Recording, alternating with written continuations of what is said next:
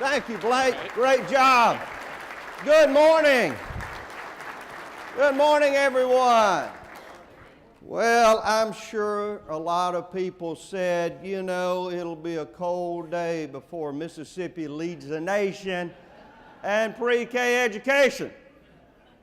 Here we are. Yeah, thank you very much. When Toby and Bryce got up to speak, I thought, what a difference just a few years have made. Now, Toby's been there a while. I think Bryce may be starting, or hopefully will start his second term as a senator. But just a few years ago, we were dealing with pre-K in this state in a difficult sort of way because the private sector had to step up and say, y'all won't do it, we will.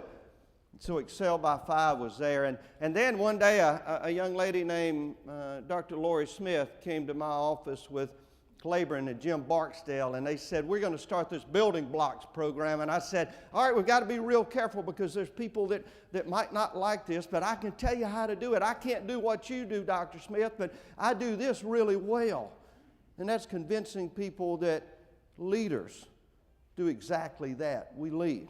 Sometimes we lead when people don't particularly care for what we're doing, and so we have to get out there and convince them that this early childhood education program was our future for our children. And you've done that. The men and women in this room that represent the business, the State Chamber of Commerce got out front of it, so it was a little hard to think it was some socialist plot when the MEC was out there pushing hard every day. And Blake is absolutely right. This year we'll put $6 million, $3 million, and I'm going to support Bryce and Toby as we look at putting another $3 million into the collaborative program, another $3 million into building blocks. I can tell you as we look at what is occurring now within our school system, we never dreamed we would be where we're at within that pre-K program. Now we've got to add that to kindergarten and to elementary school and to middle school. And so our literacy program, our third grade gate is pretty radical. It's fairly radical. It basically says a child can't proceed to the fourth grade unless he can read on a fourth grade level. And that's going to be a little tough love. I know I had to repeat the third grade. Yeah, I'm dyslexic. So I've had some moderate success in life. So believe me, it's not going to destroy their self-esteem to make sure that we stop that assembly line and teach these children how to read. And so to do that, we've got to invest in before we get to that stopping point on the assembly line, and that's where pre-K is at. I was talking to a group last night, and I said, you know, just 3 years ago, I would have told you, you know, we have some plans. One of the plans will make sure that we grow our revenue by 3 to 3.5% every year. A total of 10% over the next three years is my goal. So, for example, this year we're projected to grow by 3%, $166 million more. If I would have told you we'll have a $6.2 billion budget, that will be more money in the general fund than ever in the state of Mississippi. If I would have told you at the same time my plan is to fill the rainy day fund. So we're going to put aside $412 million in savings in the event that we have another Katrina, another 2008. If I'd have told you all of that and would have said also we're going to make sure that we don't take any one-time money and spend it for reoccurring expenses. Now I can tell you I was campaigning 3 years ago and my campaign staff would have come up and said, please don't say that anymore. Because you know what you just said, you're going to balance the budget, you're going to grow revenue in 3 years by over 10%. You're going to fill the rainy day fund. You're not going to have any one-time money for reoccurring expenses. That's just probably not going to happen, and people are going to say, well, he just didn't succeed. And I said, oh, yeah, and then we're going to tell them we're going to lead the nation in pre-K.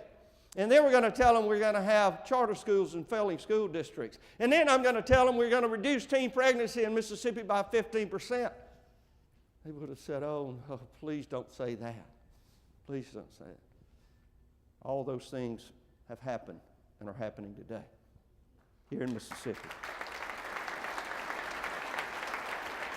Now, I have been going throughout the state doing a little cheerleading, and I hope you look at this.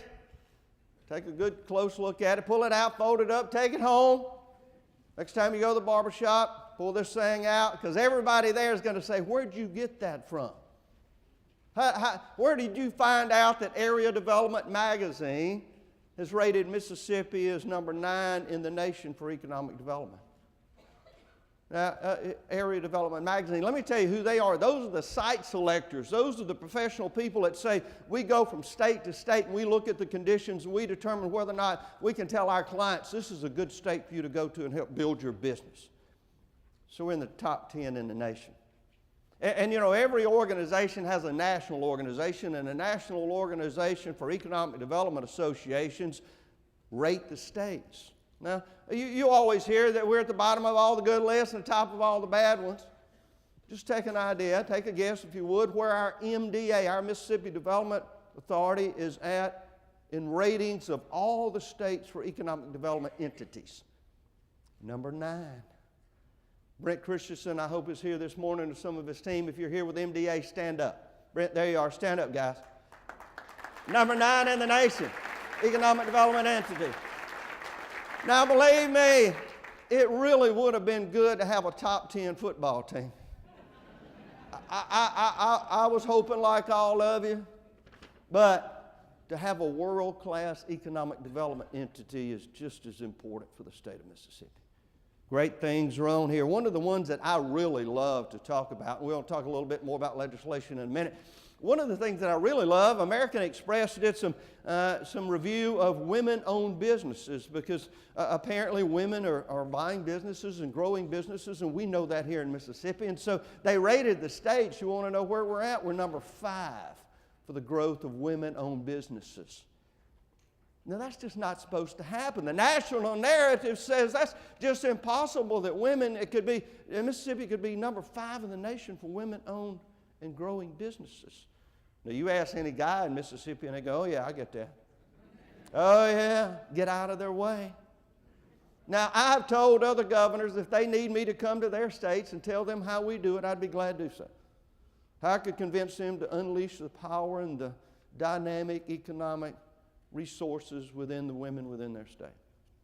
Because I'm very, very proud of surprising people.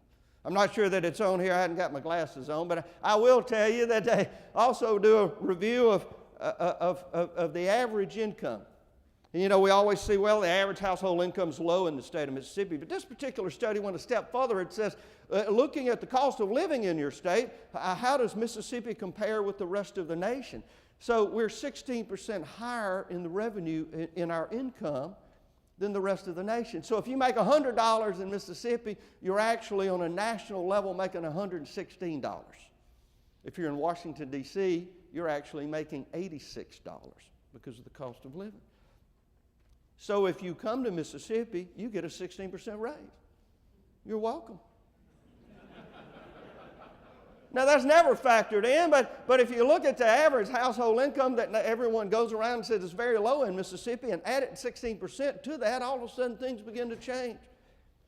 I was state auditor, so I'm kind of stubborn about digging down and looking at some numbers and comparing what we're going to do. And so obviously we're going to look at the budget this year very closely, because I think at that $166 million, you'll see additional money put into education. My EBR, my executive budget recommendation, I think I read somewhere that someone said, well, they really appreciate the governor putting out that budget in case there's an uneven table, they can use it to straighten the leg. No, I think that actually the legislature does pay some attention to it. And we've got about $52 million in there more for MAEP this year. I will predict that this year the Mississippi legislature will spend more money from the general fund on education than any time in history. That includes $46 million for the second portion of a $100 million teacher pay raise. $100 million for teacher pay raises. I think we ought to find the best teachers that we can and pay them well. That's not rocket science. And we're doing just that. Now, if you look at all that we did in 2013, the literacy program, the teacher pay raise, the PreK programs that we began to then get the government involved in. What a year it was, offering scholarships to children that make a 28 on the ACT. What I said was, we will pay completely for your college if you want to go in and be a teacher. Yeah, if somebody makes a 28 on their ACT, we've got to get them into a college program if they want to become a teacher and incentivize them to go and do that by paying them well. It all works together. Now we're looking at workforce development. Well, I'll talk about a plan. I hope in the State Address we're working out the details just now, where I think in the next 2 years we can put over $50 million into workforce training that will go to our community colleges through the SWIB board, our State Workforce Investment Board. You're familiar with that? Well, not everybody is.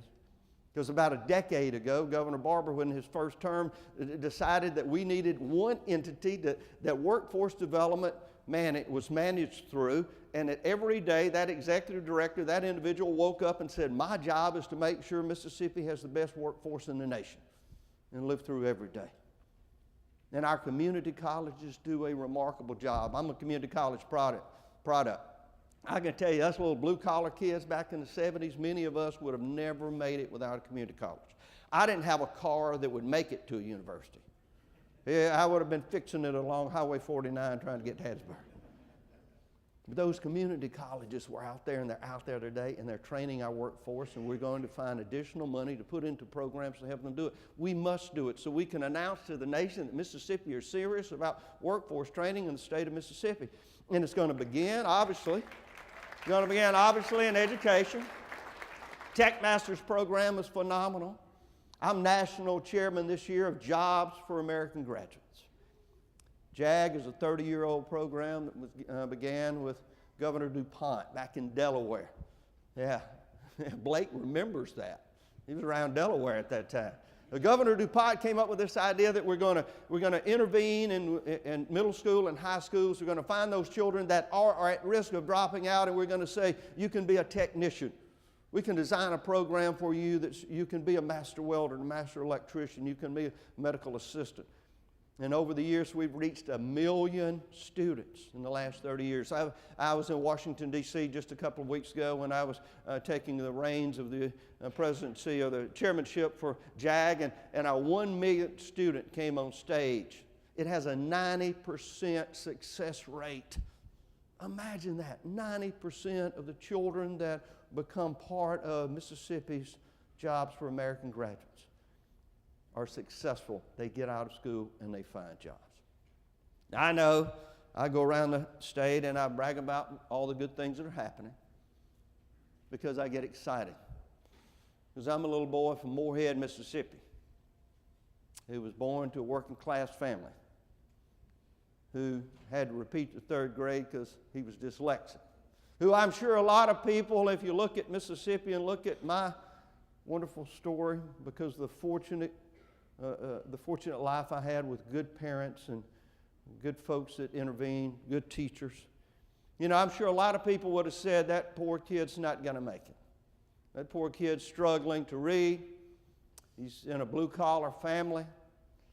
He just doesn't have a lot of opportunity. No one in his family has ever gone to college. Most of them have not made it out of high school. But if we believe we can achieve great things, not only as an individual, and if we can instill, and I think we have, as you see those children on that video, if you instill in them they can accomplish great things, then they will. But if we don't believe it collectively as a state, if we do not believe Mississippi can achieve greatness, we will not. When I called Joe Sanderson to ask him to help us save a PGA tournament, if I had called him and I would have said, Joe, you know, we got this golf tournament. It looks like it's going to fold up. And, you know, a lot of years it rains. And, you know, we're in competition with this other PGA tournament that most of the big guys go to. And I don't know, would you kind of help run this thing for us and maybe do it? If it doesn't work, don't worry about it. What would Joe's attitude have been? I think even Joe would have said, look, if the governor doesn't have, if he doesn't believe, if he doesn't have faith, if he doesn't believe this can be something great, why should I? But I called Joe and I said, Joe, your leadership ability is unparalleled in this state. We've got some people who are there with you, but you do a tremendous job. The company of yours is fantastic. We can take this tournament, and look, people in the past have worked on it since 1968. We can build upon the success that they've had and add to it, and this can be a PGA tournament that all the world will begin to watch. Mississippi will be on the golf tournament. Before you know it, we're going to generate world-class players. Maybe we even, Joe said we're going to probably need to move it to a different time of the year. And I said, you do what you want to do, because I know it's going to be the right thing. And you heard just the other day as we were standing at Blair E. Batson, over $1 million, double the amount of money that we're able to contribute to the Children's Hospital. Doubled it. Amazing. But we believed, Century Club believed, people involved in it believed that this could be something dynamic, and in fact, it is. So, as we go into this legislative session, I may dare predict that you'll hear some disagreements on the floor of the House and Senate. You'll hear some heated debate. That's all right. Those are men and women of passion, and I respect every one of them. But at the end of this 90-day session, I think you're going to see some remarkable things. I think you're going to see a workforce training program that is going to grab the attention of the rest of the nation. I think you're going to see the franchise tax revisited because it's holding us back. I hope we can give a little tax cut, a little raise to the working men and women of the state of Mississippi. I think you're going to see more money put into education than ever before. I think you're going to see more funding of the collaborative effort. I think you're going to see some dynamic things that will come out of that. Will it be easy? Not at all. Will everybody agree? No. But I will sit there and sign those bills that will continue to move Mississippi forward, and in large part because you have been engaged in the process. MEC has made all the difference, and I thank you for it. Now let's go to work. Thank you, Blake.